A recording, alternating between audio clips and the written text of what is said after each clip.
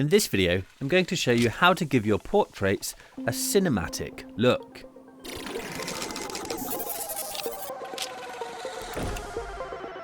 A cinematic headshot is essentially a close-up that combines a lovely blurred backdrop with flattering light over the face, resulting in the sort of polished close-up you'd see in a movie.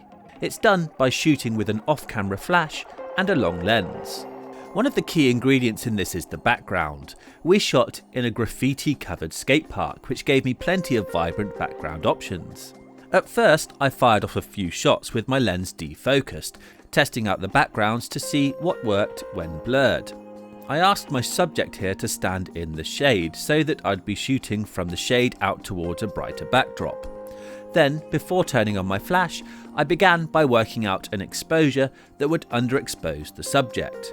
Here's my initial test shot, taken in manual mode at 1/200th of a second, ISO 100, aperture f2.8.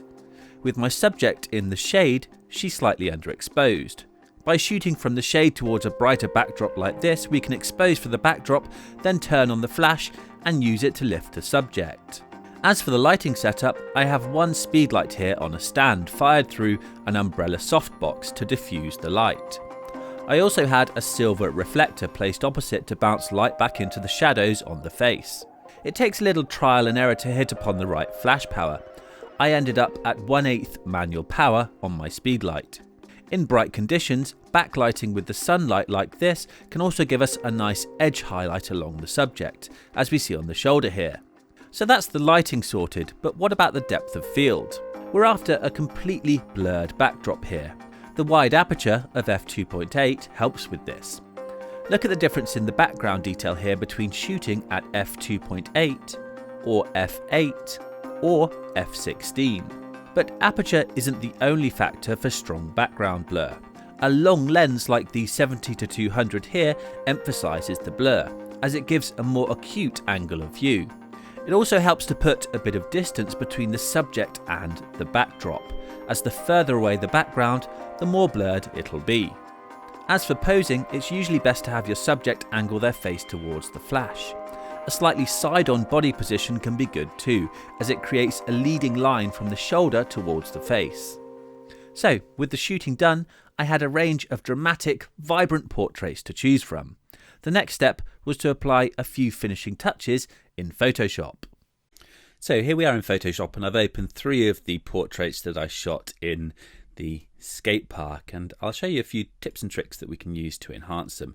First of all, let's think about the colours and the tones. So with this image here, I think it's looking a bit flat, so I'm going to go to my layers panel here by going to Window, Layers. I'll duplicate my background layer here with Command or Control and J. That's Command J, and I'm at Control J on Windows. And I'm going to take this layer into the Camera Raw filter. So I'm going to go to Filter, Camera Raw Filter. And I can start with a profile over here. Now you can see these profiles give us different looks for our image. Let's go into the modern set here. Perhaps this modern 4 profile here is working quite nicely for my image here, but it's slightly too strong. I can always lower the amount to just tone it down a little bit, and then I can continue enhancing the image using the sliders here in the basic panel. I'd quite like to make my image slightly cooler, so I'm going to drag temperature to the left slightly, and also perhaps just drag tint to the left very slightly. Let's increase the colours using vibrance and a touch of saturation as well. I could perhaps just lower the contrast a little bit and just lower the exposure a touch, and make my blacks a little bit deeper here. And I'd like to make those greens in the background a little bit more intense, so I can grab the targeted adjustment tool from the toolbar up here. Then I can right click and choose saturation and just drag upwards over those greens in the backdrop there, and you can see that increases the saturation of the aquas and the blues there. I could perhaps target the greens as well with this one. And if I toggle that adjustment off and on, you can see how it makes those colours slightly more intense in the background. In fact, I think the blues are slightly too far, so I'll drag that down a little bit. Again, I'll toggle it off and on, and it just intensifies those colours in the backdrop. So I'll hit OK to apply.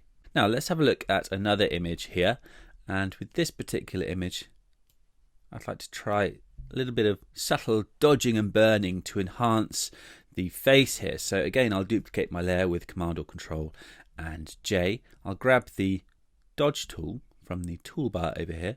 I'll set the range to highlights, exposure, somewhere around about 10% is fine. Protect tones, I'll have that checked as well. And I'm just going to paint over the forehead here and over the tops of the cheeks like this. And over this cheek, we can paint along the ridge of the nose like this, and over the chin like this. So you can see I'm lightening the bright areas of the face, and then I'm going to switch to the burn tool and do the opposite. So I'm going to set the range to mid-tones this time, exposure again around about 10%.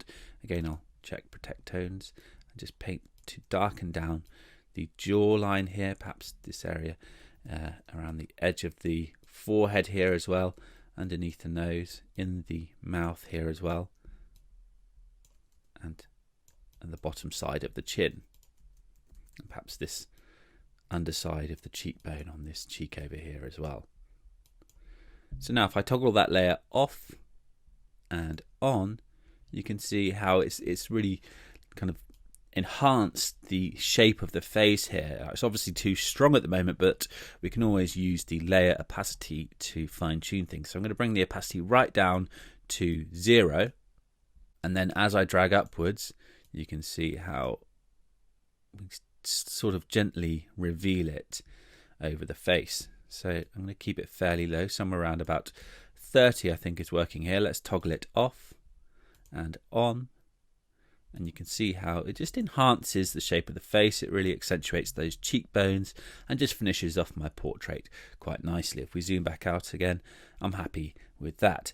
Now let's take a look at this image here, and if we want to give our portrait sort of a filmic quality, what we could do is crop to a filmic aspect ratio. So I can grab the crop tool from the toolbar over here, and I can right click to choose from different ratios, and you can see we have this 16:9 ratio, and that gives us sort of a letterbox aspect ratio, which is the sort of ratio that you'd see at the cinema.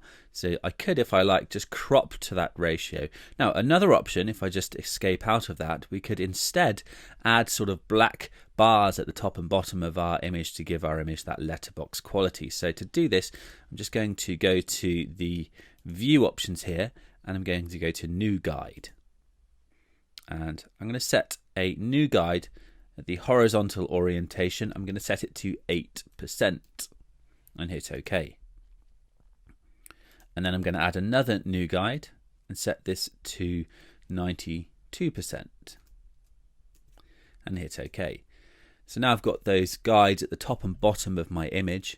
If we zoom out a little bit, what I can do now is make a new layer and then grab the rectangular marquee tool, and I'll just drag a box over the top portion there, and then hold shift and drag another box over the bottom portion there, and you can see it snaps onto my guidelines. And then I can hit D to reset my colors to black and white, and Alt and backspace, and that fills my selection with my current foreground color, which is black. Then I'll hit Command or Control and D to deselect. I'm also going to go to my view options and turn off my guides, and you can see that gives us that really cool letterbox quality to our image here. Now, I don't quite like the crop here. I think it's coming in too tight on the forehead here, so I can double click the background layer here, and then I can grab the move tool and just drag the layer down slightly to get a better crop around there. So I'll drag to around about there, and I'm happy with that. So there we go. That's a few tips and tricks you can use to finish off your cinematic portraits.